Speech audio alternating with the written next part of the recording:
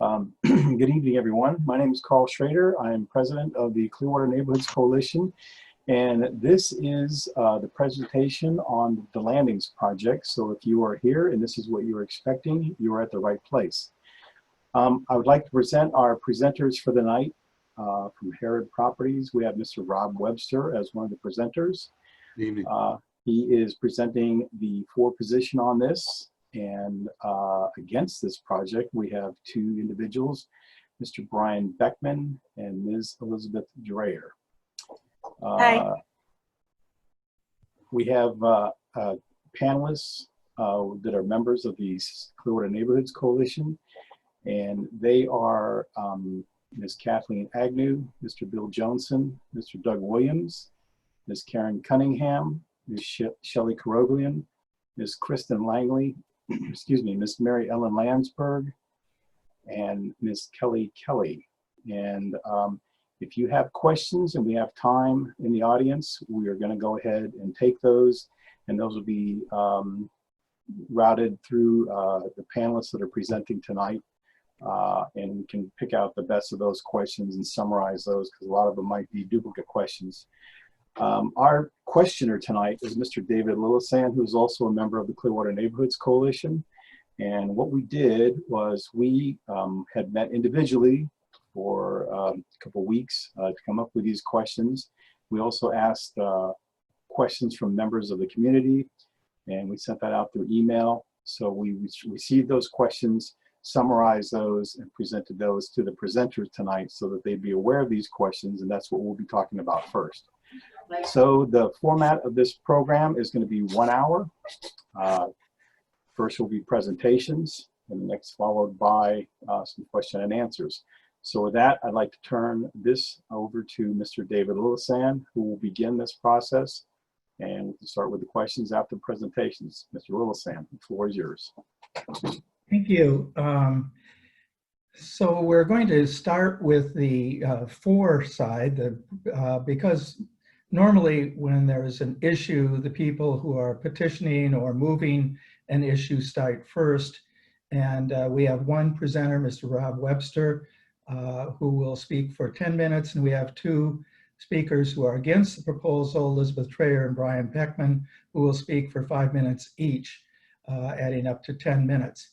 We also have, thankfully, Denise Sanderson, the Director of Economic Development and Housing for the City of Clearwater, and Sheridan Boyle, who's a sustainability coordinator for the city, to act as technical consultants.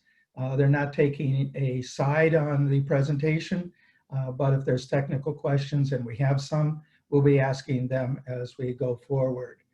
So without further ado, Mr. Rob Webster, please. 10 minutes. Thank you very much, and thank you for the opportunity. I've got a slideshow that I'd like to bring up here that I'm gonna use for my presentation. Bear with me here. No problem.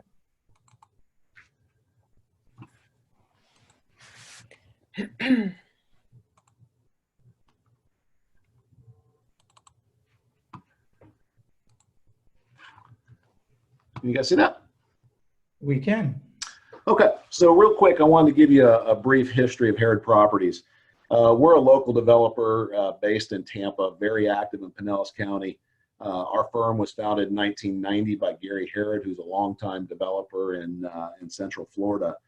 Prior to Herod Properties, he ran the Florida division for Trammell Crow Company. So Herod Properties, we've developed in excess of 15 million square feet of office, industrial, and medical office facilities throughout the state of Florida. A tremendous amount in Pinellas County. We currently own, manage, and lease approximately 3.5 million square feet in the county. Different than other developers, we are a long-term hold developer. So we do a lot of things that merchant builders won't do. We do extra landscaping, just a lot of things that add to the curb appeal of our projects. We live in the community. We love our buildings. We're very proud of our buildings. And we like to attract the best tenants. So I want to show you a couple of recent projects that we've done in the county. This first one is our Starkey Lakes 3 project we refer to. This was down at the intersection of Starkey and Almerton. 3 100,000 square foot facilities, all built on a speculative basis. 100% leased to strong national tenants, providing great jobs, high wages. St. Gobain is one of our tenants there. They're a medical tube manufacturer. And just a great company. Monin is a name that many of you that are in Clearwater will recognize. These folks have their main headquarter facilities in Clearwater. They were unable to find suitable space within the city to expand. So they actually moved down to Mid-County into one of our facilities. So this is one of the drivers of why we've been looking in Clearwater, and I've been looking in Clearwater for the better part of 15 years for good quality industrial land. There's no Class A product in the city of Clearwater. There hadn't been a new building built outside of the Scientology building in probably 10 years that I'm aware of. So I'd really like to, bring the higher paying jobs and keep the higher paying jobs in the city of Clearwater. Over the years, we've taken a number of companies from Clearwater and we've moved them to our projects in Oldsmar. We've moved them to our projects down in Mid-County. And there's no reason not to keep them in Clearwater. Gatewood Corporate Center is a project that's probably most similar to what we're proposing on the Landings golf course. This was a 85-acre site. If you guys are familiar with Lakewood Ranch down in Bradenton, it's the second largest master plan community by growth the last 3 years in the United States. They approached us because they wanted their residents to have a place to work nearby where they live. So we started this project about 3 years ago, and very similar to what we proposed at the Landings. It was built in 3 phases, and as we lease them, we build more. Very similar to the Landings, that there's residential housing nearby. This area, just to the east and the north, we have a number of new residences that have been constructed since we've started construction. Average home value 400,000 to 700,000 square feet.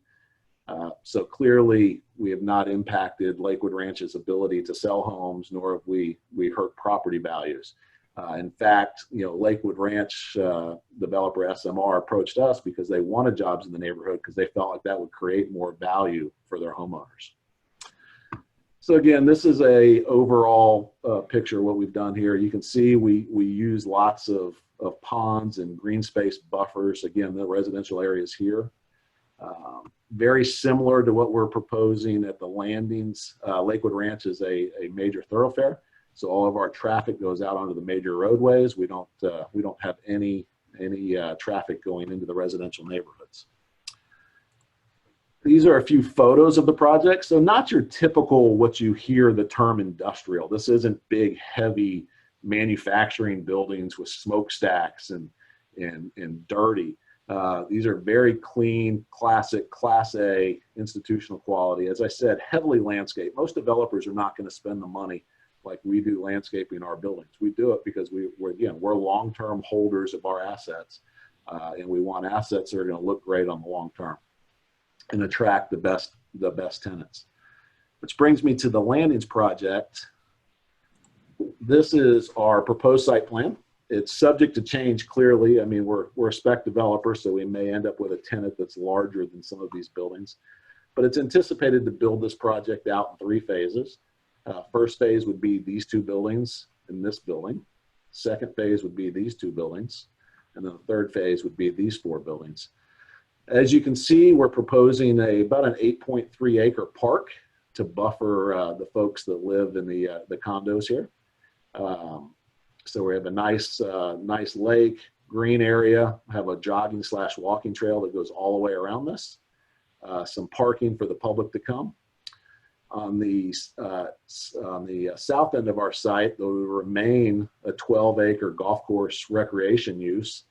This would be a aqua driving range.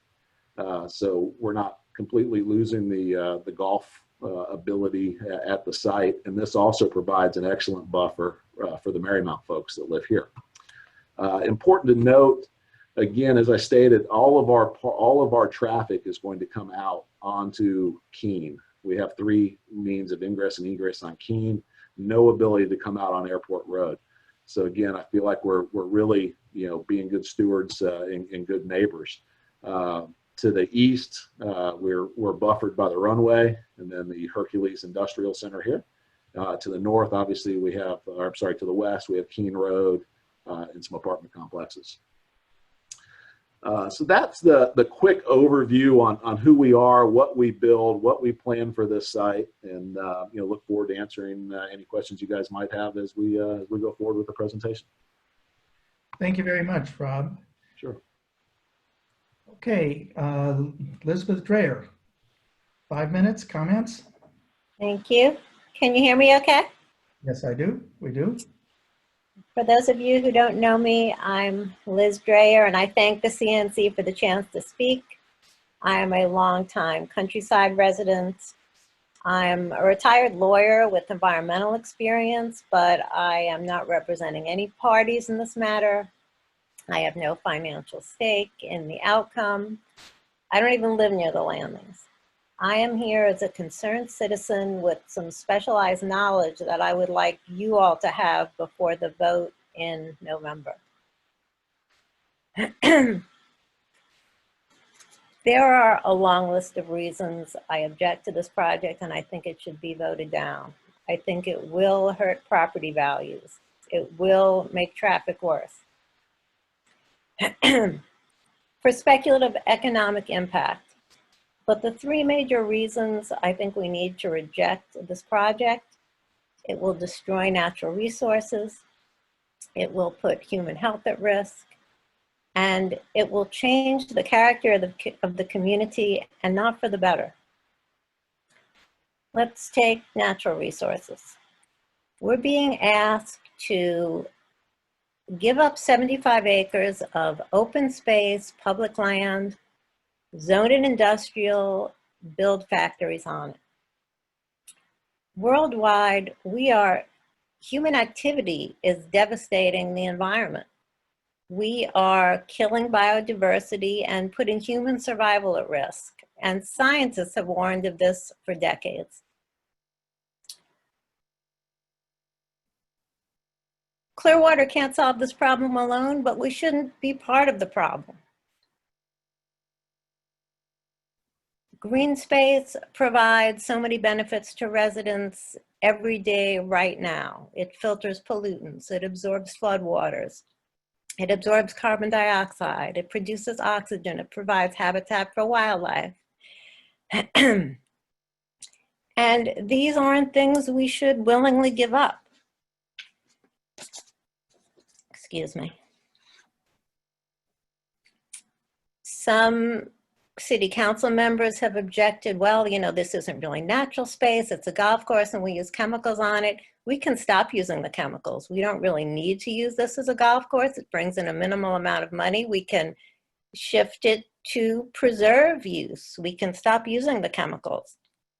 Run it at a much lower cost than a traditional park with a lot of built features.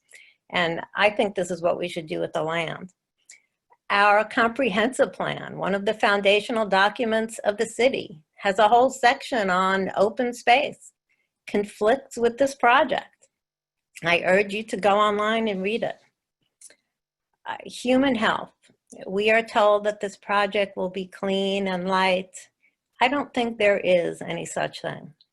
Even innocuous sounding industries like marine services and medical supply and electronics employ a range of hazardous substances that are dangerous. They are not always handled with care. There are accidents, there are mistakes, there's intentional misuse. A quick look at EPA's toxic release inventory will confirm this. Some of the smaller companies don't know what the laws are. The laws regulating these substances are inadequate. Enforcement is inadequate. We don't know what's going to go on behind these white walls, and we're relying on industry to protect us. Once these facilities go in, we are stuck with the consequences. If we need the products these industries produce, we should locate them far from residential areas, far from schools. If we want more jobs, if we want to diversify the tax base, We should bring in cleaner businesses, financial, banking, insurance, professional services. Okay, And finally, go ahead, Liz. Finish up.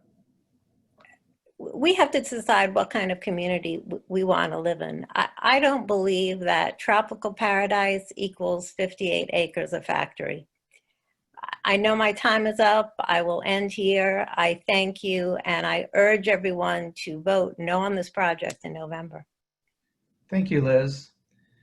Brian Beckman, can you give us 5 minutes, please? You bet. I'm going to go ahead and share my screen. Can you see that okay, David? Yes, we do. Great. So the way I'm going to approach this today is ask people to consider for this proposal balancing a variety of needs, priorities, and strategies for the city, whether you think about it from a city perspective, a neighborhood, or individuals.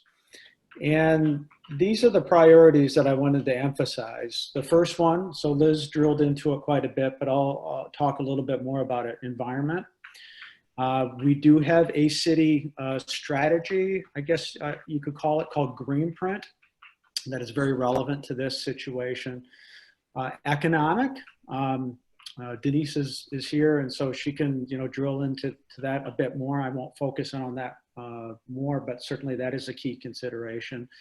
Workforce housing, neighborhood quality of life, and resident input on the alternatives here. So I'm going to go here and talk about a few elements of Greenprint. So one of the priorities in that strategy is expanding our green space. This beautiful map here that city employee put together shows in different colors where our parks are across the city.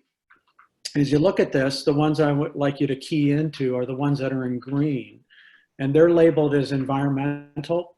So we have about 891 park acres of environmental land across the city.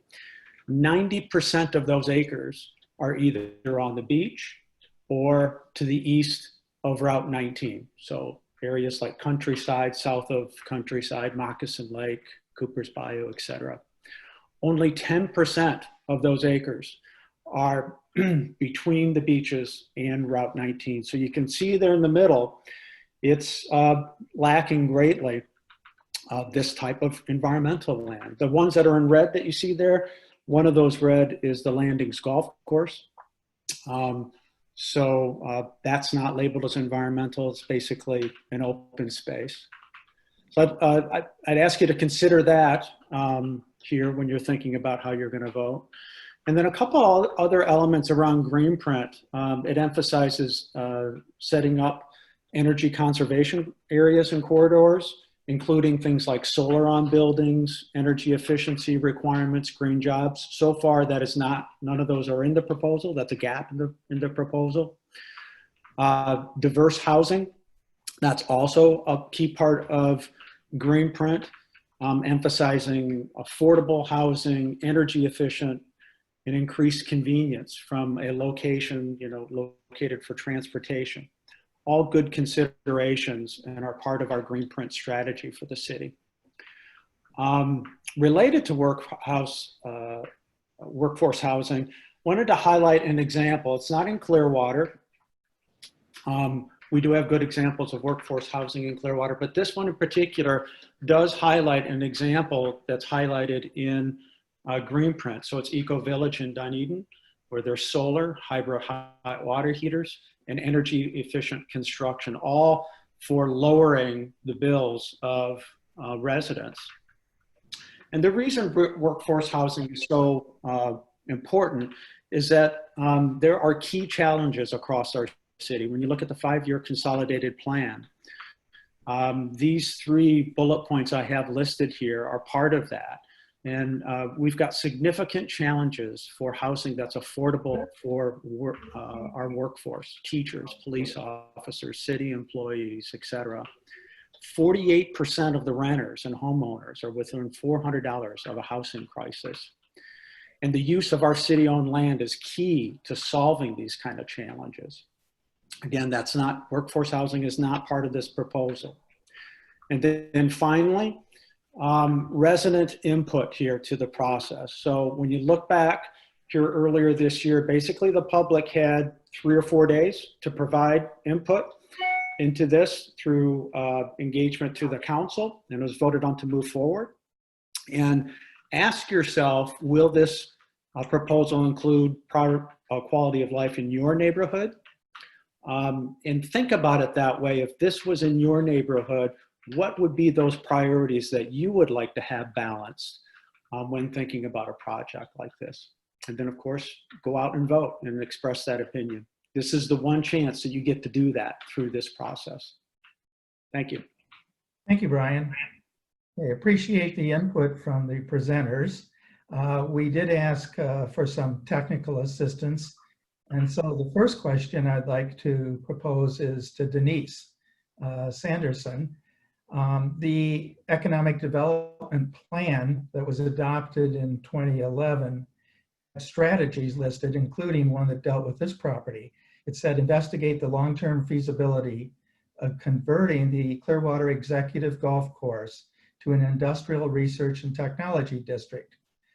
When was this long-term feasibility study done on the property, and is it available for us? What can you tell us about it, Denise? You're on mute. Denise, unmute.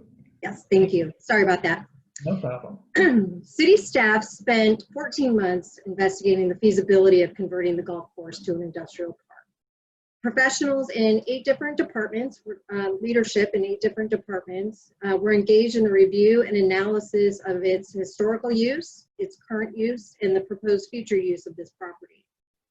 Additionally, subject matter experts on staff specializing in stormwater infrastructure, land resources, environmental remediation, air park operations, real estate, industrial park valuation, community development code, and even a certified arborist were also engaged to provide input.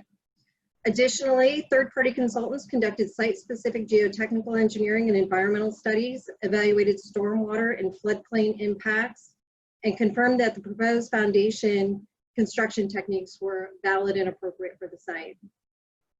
Another consultant specializing in wildlife attractants and hazards associated with current and proposed future use was also engaged to understand the possible impacts not only to wildlife in the area, but also to understand if there would be an increased likelihood of large animal or bird strike incidents at the air park. A countywide market assessment commissioned by Pinellas County was conducted by S.B. Friedman in late 2019, and the study confirmed what has been widely known by economic developers in the county for many years. And that is that functionally obsolete, generally considered to be Class C buildings, do not meet the needs of modern users, and growth in the industrial sector is outpacing by far the development of these kinds of facilities. Vacancy is at a near all-time low, which means that redevelopment of existing sites is not currently feasible. And if we don't increase the capacity within the county, we'll see a job loss as growing companies will be forced to relocate to other counties in the region. And we've seen this already in the housing market. As counties such as Pasco, as an example, increases the development of industrial space there, workers are relocating to take advantage of cost savings, not only associated with lower housing costs, but also reduced travel time and costs. So the results of this 14-month investigation led to the city's recommendation, which was brought forward to City Council on May 21st. And all reports are available upon request. Happy to send them at any time. Okay, so let me just make sure I understand. So the 2011 economic development plan that we just quoted about a feasibility study, that was done in 2019, is that correct? That's correct. Okay. All right, thank you for that. All right, I want to follow up with another technical question, this time to Sheridan Boyle. Sheridan, reviewing the green print for the city of Clearwater, which was adopted in December of 2011, it talks about our being a city that doesn't have the ability to expand to additional green spaces by annexation. A lot of it is infill at this point in time. Where does Clearwater plan to replace the 58 acres of green space that's going to be lost if this project is approved by the voters? Hi, first off, thanks for inviting me. So while the Greenprint plan does include a strategy on green space that talks about green space improvement, educational program development, and expansion, I just want to be clear that the plan itself does not require the city to replace any land that is developed. And that being said, right now, the city does not currently have plans to replace the acreage of the landings. However, I wanted to mention that the city has made progress in its pursuit of green space under Greenprint. Specifically, one of the bigger projects happened in 2016 when the city purchased nearly 80 acres of wetlands from the Clearwater Christian College. We call it Cooper's Point. And shortly after, the city developed a master plan to improve water quality, wildlife utilization, and recreational opportunities. Furthermore, we've also done improvements for Moccasin Lake Park and Imagine Clearwater. So, and with the Imagine Clearwater plan, I wanted to mention that a lot of what currently exists there on that property is pavement. And in the projected plans currently, we'd be removing that pavement and having more permeable surfaces and green space. So we do not currently have plans to replace the landings were they to be developed, but we have made progress elsewhere. Great, thank you much. Okay, question for Rob, Mr. Webster. Were there any other undeveloped or underutilized properties considered by your business before choosing this particular site? As I mentioned in my opening, I've been actively looking for land in the Clearwater area for 15 years now to do a development. The size buildings that we construct require larger pieces of land. We typically get 10 to 15,000 square feet of building per acre. There is not any sizable amount of vacant industrial land available within the city that I'm aware of. So we've certainly looked. There's a lot of product currently on Hercules. We looked at some of that product. When I say product, existing product, and as Denise mentioned, it's fully leased for the most part. Very little vacancy. So it's not a matter where we can go in and aggregate a number of these smaller parcels, raise the buildings, and come back and construct something. It's just economically not feasible for the dollars. Other parts of Pinellas, we've been able to find some larger industrial tracts, 15 and 20 acres, that had older industrial, economically obsolete buildings on them. And we've raised those. The Starkey Lakes example that I gave you was an example of that. We took an old zone manufacturing facility there. It's 365,000 feet. We were able to get that at a reasonable cost and repurpose that land with 3 new industrial buildings. That opportunity doesn't exist in Clearwater. Your average building size in that Hercules corridor is 5,000 to 10,000 square feet. So the opportunity is just not there. So that was a long way of saying, yes, we've looked, and this seemed to be the most viable opportunity in Clearwater for this type of development. Question for Liz and Brian, and I guess we'll go with Brian first. What do you foresee as the economic impact on property values, and do you have any information on what the impact would be of this particular project on the surrounding neighborhoods within a half-mile radius? Brian? Yeah, I saw that question ahead of time. You put me on mute. I don't have a good answer, or certainly a knowledgeable answer about that. Certainly, I get opinions on that. I get opinions of people that live around that neighborhood that feel like that it won't be good from a property value perspective. I've heard some things to the contrary to that, just like tonight. I guess it depends on your perspective of whether you value an area that could be green space, for instance, that lives near you, or whether you intend to develop and add homes that could help increase property values there. I don't identify well with that putting industrial into a neighborhood area that would bring add property values. I mean, I don't identify with that, but then again, I'm not an expert either. Liz, do you have any information about the impact on property values? I do know that green space and parks enhances property values, though there are numerous studies that show that. I wonder if any of the proponents of this project want to volunteer to live across the street from it. And there are many single families and multifamily dwellings right around what is now the golf course. I would venture to guess no. And there's a good reason for that. There is a good reason for that. So I don't have the numbers, but I would apply common sense. Okay, let me go back to Rob Webster. I know you mentioned on other projects that there were 4,000 to 7,000 square foot homes nearby your other projects. Have you done any research, or is there any information that you know about the potential impact economically to the residential homes in the area close to the proposed development?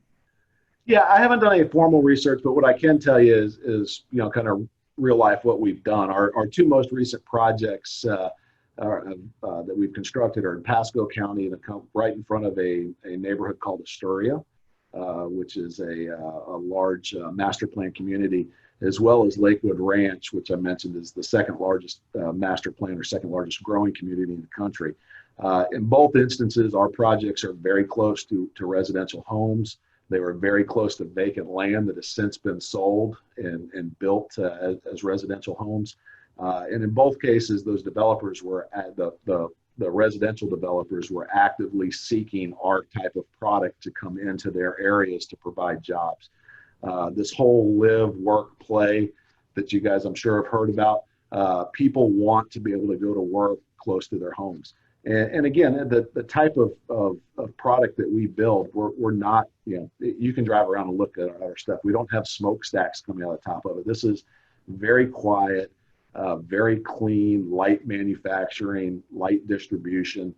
And again, both those cases, we've not heard of any diminished property values. And as I said, those developers, if they were concerned that they were not going to be able to sell their lots, their primary source of business is selling residential lots. I would think they would not ask us to come in and build our type of product. So based on that, I would say that it's not effective in their minds, not speaking for them, but it would appear as though they feel as though it actually adds to the value of their homeowners. Rob, I'm going to ask everybody on the panel this question, but since you're talking about this, let me start with you. Sure. What will be the infrastructure impact on roads, traffic, ambient noise?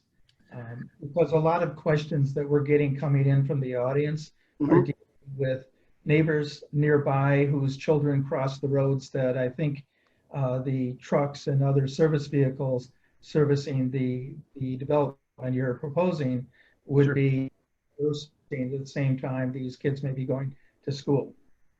Yeah, I can tell you from experience as a spec developer, obviously we don't know our tenants until they come, but what we've seen in Pinellas County, and by the way, I just wanted to jump, I've seen some questions here on the side asking what our vacancy rates are. We're running about 98% occupied in the county currently. So just while it was fresh on my mind, our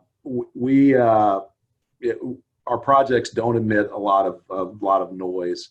The Lakewood Ranch was actually an interesting project because early on, when some of the neighbors heard that we were going to be developing industrial projects, light manufacturing projects, they called with concerns. I mean, they called me and I assured them, I was like, just wait and see the projects that we have. People come to work, they drive in, they leave in the afternoon. There's no noise. We have very limited light or truck traffic.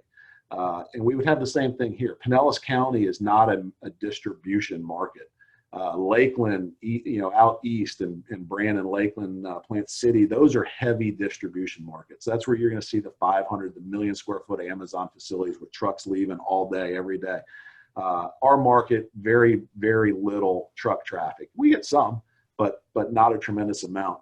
And those folks at Lakewood Ranch, since we've constructed our projects, I have not had one complaint from the neighbors with regards to noise. Very similar to the Mid-County Starkey Lake South project, the old zone property that I spoke of a few minutes ago. Obviously, the people that lived right on our property line there had zone as a neighbor. They were concerned when we started construction. I had the same conversation with them. We've built our buildings. I've not heard one complaint from those folks since our projects have been up and running. So I don't suspect that we'll have any issues here as well. Let me jump to Denise Sanderson again for a sec. Denise, on the same issue, in studying this particular piece of property, were any considerations or studies done with regard to the traffic on Keene? A traffic study has not been conducted yet. It is a requirement of a project of this size. However, in mid-May, Paul Bertel's traffic operations did share with me that the level of service on this road is a level C, which really is among the best in the county. And certainly can handle the traffic that's being proposed for this. Unlike if it were a multifamily development, the daily trip actually quadruples if we had a similar size multifamily development on this site. Okay. Brian Beckman, do you have any comments or considerations on the traffic issue particularly? Excuse me. Yeah, I think, again, just kind of common sense, certainly the traffic's going to increase.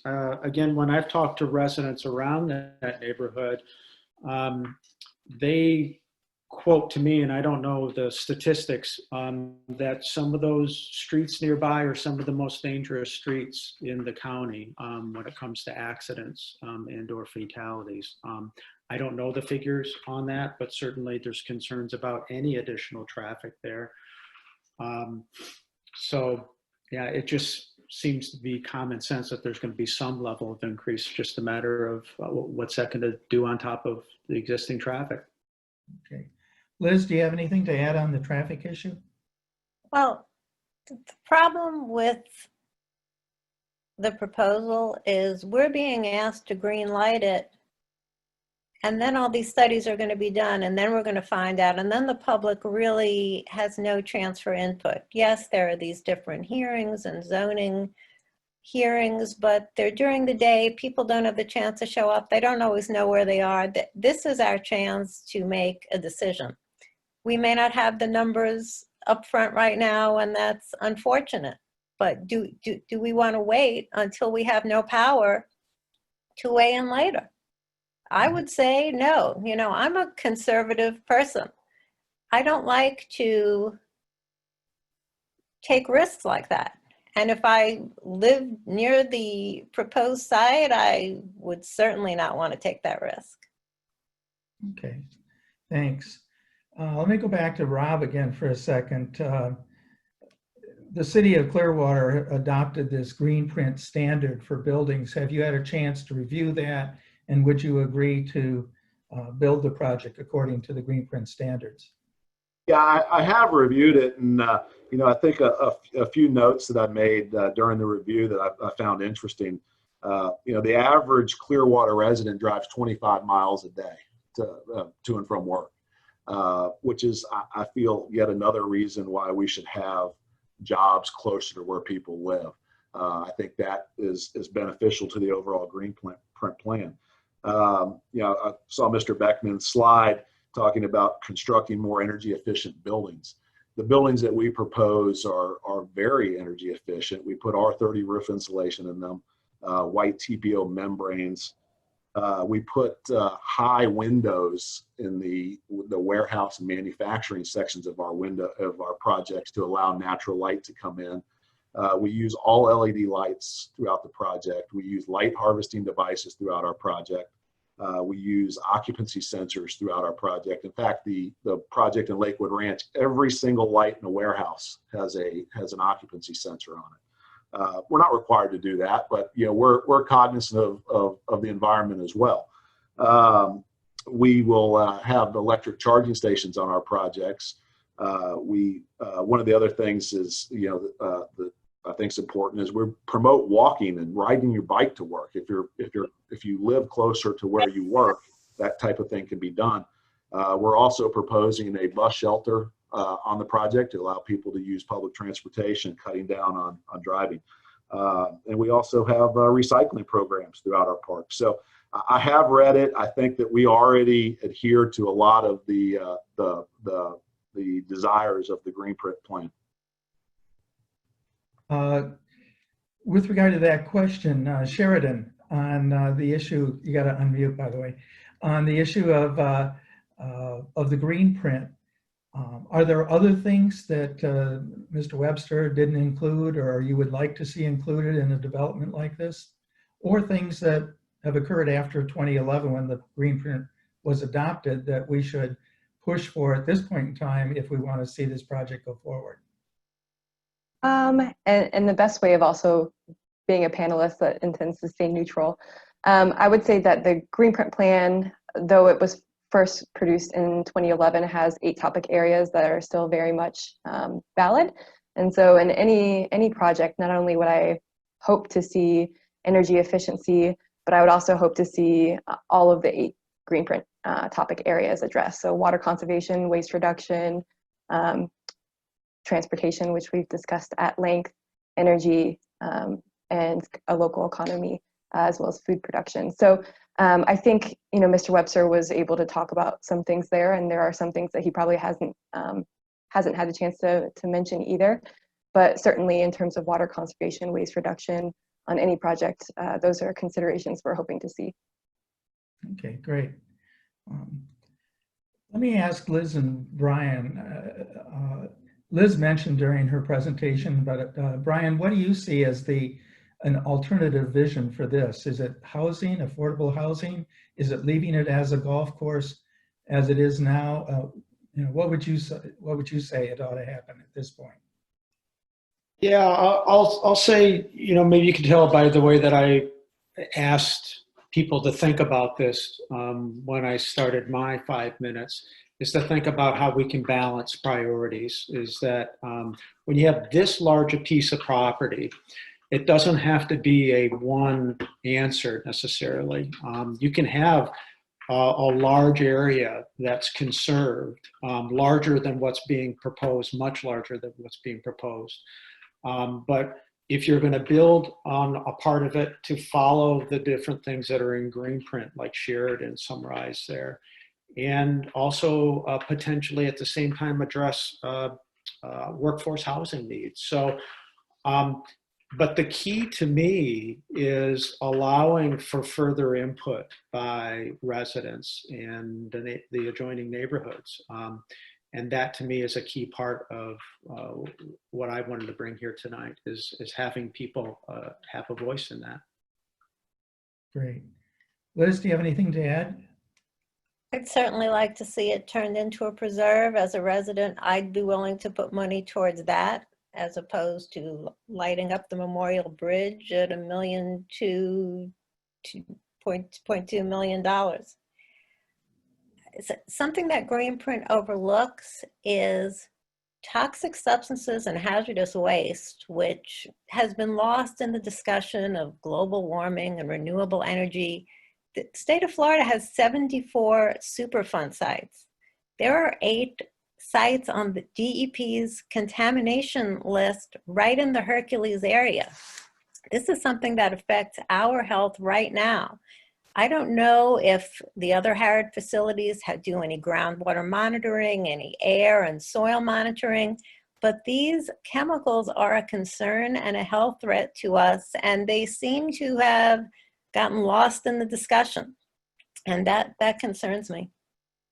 And as a last point, in this county, generally in Florida, we have this mindset that growth is good. We want to grow more. I think that is wrongheaded, particularly in a state that is so threatened by rising seas. I think we need to shed people. I think that is the logical direction that things are going in.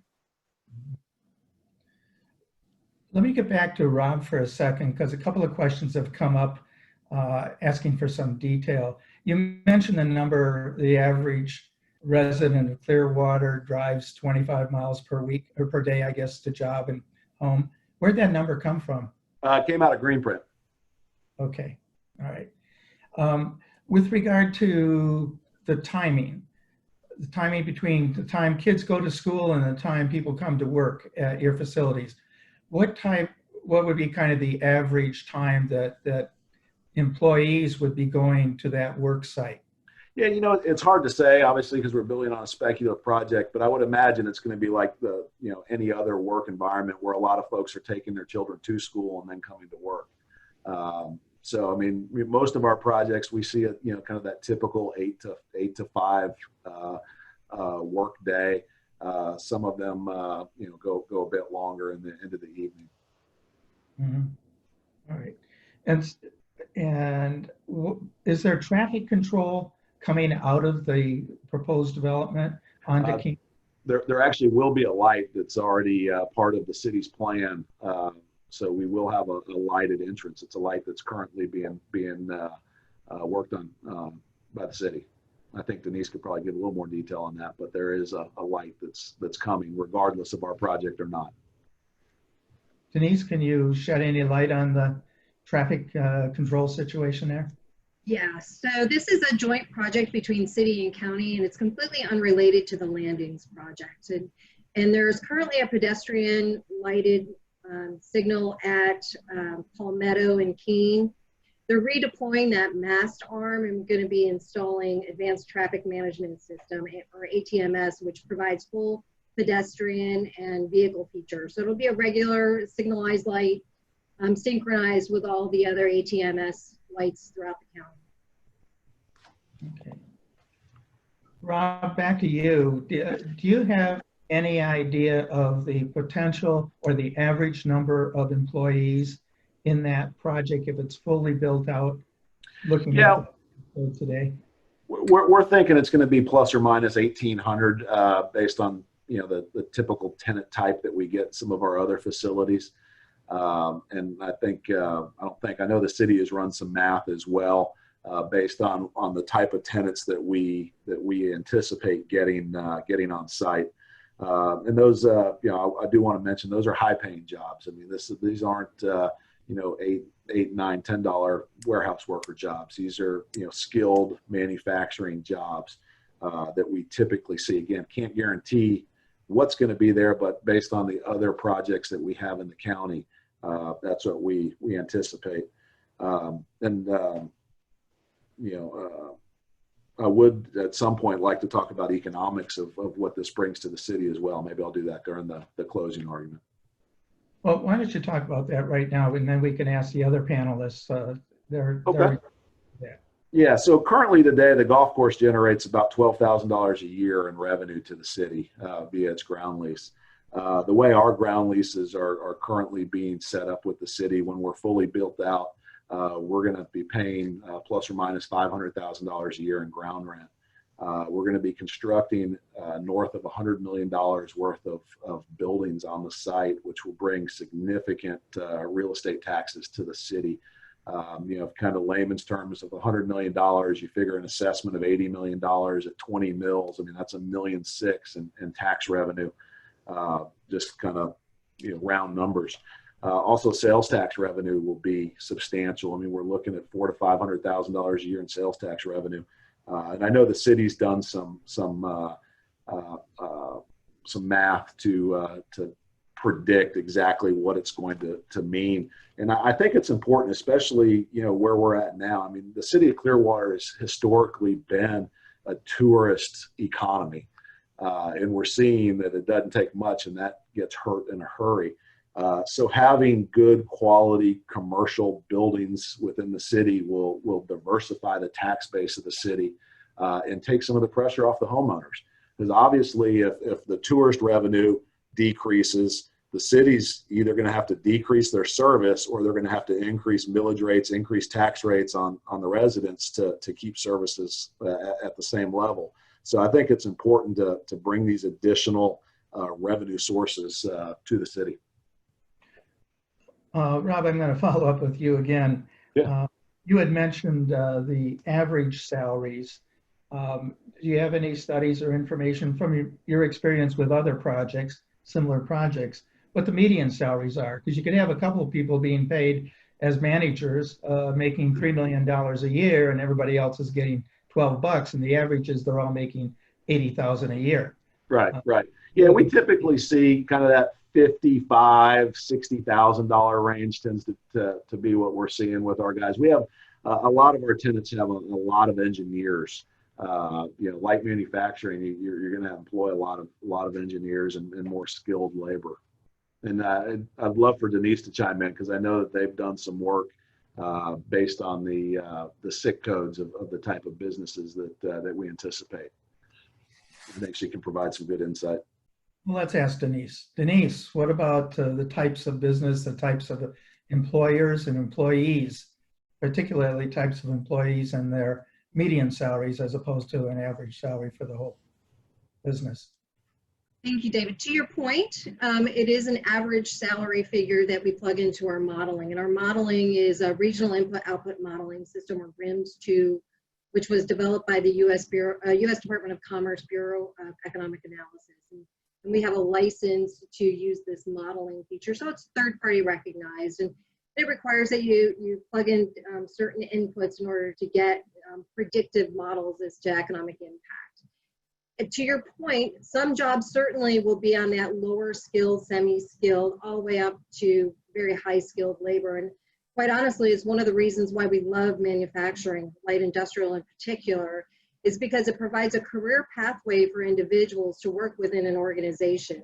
Manufacturing, as many know, is exceptional at on-the-job training and career pathing for individuals who make lifelong careers of it. And so while an average wage may be $60,000, $65,000, it's the quality of employment, including the benefits that typically come with companies such as these, healthcare, paid time off, et cetera, that makes manufacturing specifically so attractive. And then you can get into all the economic multipliers that manufacturing provides with supply chain, spin-off jobs, disposable income being spent in our communities, et cetera, leading to direct and indirect job creation. All of those things are reasons why economic developers like myself pursue these kinds of industries for their communities, because they're rock stars in the community in terms of what they deliver to the employee base.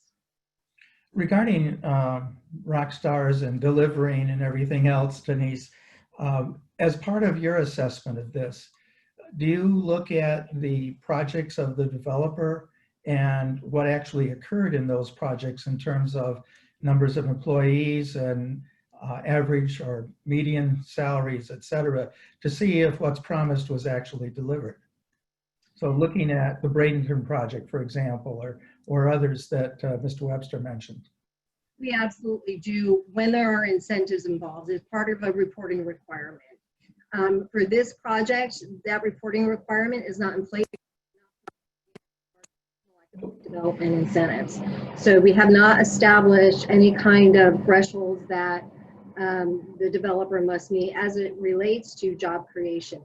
However, I can say that because there are 3 phases to this project, I cannot imagine that any developer would move forward with phases 2 and 3 if the occupancy rates did not make those numbers work for the developer. And so we have full faith and confidence that a project like this has all of the controls within the proposed term sheet that would provide assurances to the city as well as to the developer as the project moves forward through the various phases.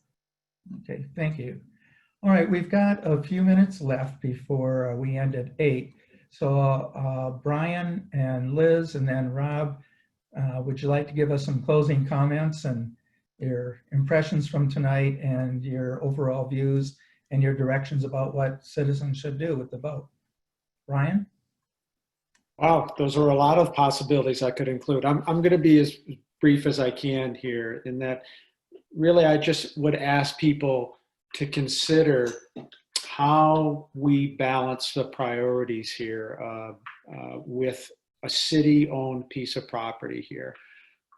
This really does set a trajectory of how we develop any city property as far as what our voice is as residents and what we want to have considered, you know, when it comes to what actions are taken here. So really, this is is part of the process is the way as it's been defined. This is really our only opportunity to do so. So, you know, the things that I brought up here tonight, I think are all important to be balanced, and ask people think about it as if this was happening in their neighborhood. Imagine if you live in the Oaks or someplace like that, what would you want to have considered if this was being proposed near you? Thanks, Dave. Thank you, Ryan. Liz? Some prescient city leaders long ago required in the charter that anytime open space owned by the city is sacrificed, the residents vote on it. And they did that for a reason, because open space is valuable. It's valuable in a way that cannot have a dollar sign attached to it. And I think giving it up for a project like this is a huge mistake. This is our chance to make our wishes known as citizens, and I think we should make them known. I don't believe grow, grow, grow is the correct philosophy for our city. And I think growing without a plan to protect our environment, our water resources, is completely wrong-headed. So I, in the face of everything I've heard tonight, urge everyone to vote no in November. Okay, thank you, Liz. Rob, you get last shot here. Oh, thanks, David. First and foremost, I want to thank everybody for their time and for the opportunity to present our project and our thoughts for this property. You know, obviously just want to kind of touch on some of the highlights of the things we talked about today. Vacancy rate for industrial manufacturing in Clearwater is sub 3%. So definitely a need for this type of product. You're losing jobs to other parts of the county or to other counties. You know, there's certainly a need to diversify the income and tax base in Clearwater, bringing other revenue sources to the city. And, you know, quite frankly, from our history and hopefully, you know, some of the projects I've spoke about today, I don't feel this is going to have any negative impact at all upon the neighbors. You know, these large residential developers, like you have SMR down at Lakewood Ranch and the Hines family, the folks up at Astoria, if they felt it was going to negatively impact the home values of their neighborhoods and their ability to sell lots, they certainly wouldn't want us to build our product.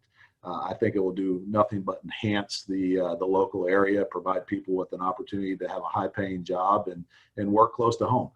So with that, you know, I'd love for your votes. We're certainly going to be out talking and would love to, if any of the homeowners associations want us to come speak to your groups, happy to do it, happy to share our plan. And again, just thanks for the opportunity and look forward to speaking with you guys more in the future. Let me ask you, Rob, and I'm going to ask Brian and Liz as well. You know, there are a lot of other questions that people are submitting at this point, and as a follow-up, would you be willing to share with us, not necessarily now, but share with us an email address where we can reach you and, you know, have you respond to questions that were not able to be answered yet tonight? Yeah, I'd be happy to. And Brian, would you? You bet. Okay, Liz? Sure.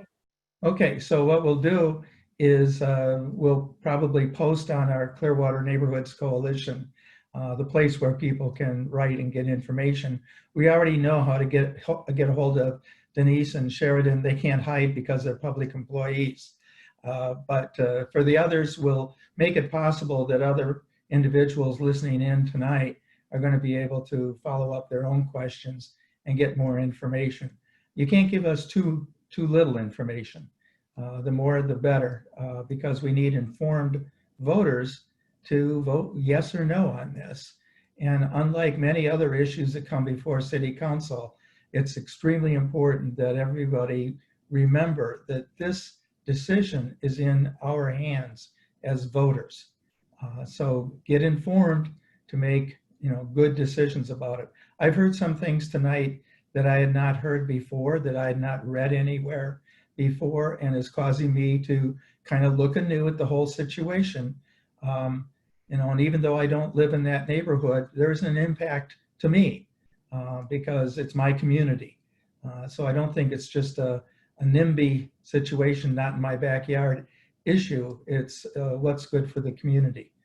And we've reached our 8 o'clock hour. We're going to follow up with giving everybody a chance to write additional questions. I really want to thank Rob Webster, Elizabeth Dreyer, Ryan Beckman, and our two city people, Denise and Sheridan, for participating tonight and giving us the information that we might not otherwise be able to get. So thank you very much for attending.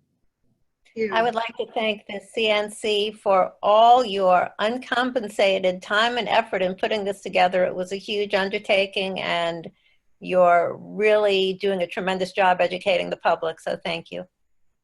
Thank you to Carl, our David. president. Thank you, Carl. Thanks. Okay, Carl, back to you. All right. Thank you, everyone, for attending tonight. I really appreciate our presenters also willing to reach out with contact information so that we can do some Q&A. There's a lot of questions tonight. We just didn't have enough time. I'd like to thank everybody that attended this meeting to be an informed citizen. I think we're going to vote on this to see if we can put this video up on our Facebook page and YouTube. And also, we do have a forum board. I'll start a discussion on that so people can post comments and have other questions and queries on that. But I guess that is over our time now. Thank you, everyone, for your participation. Have a good night and vote wisely.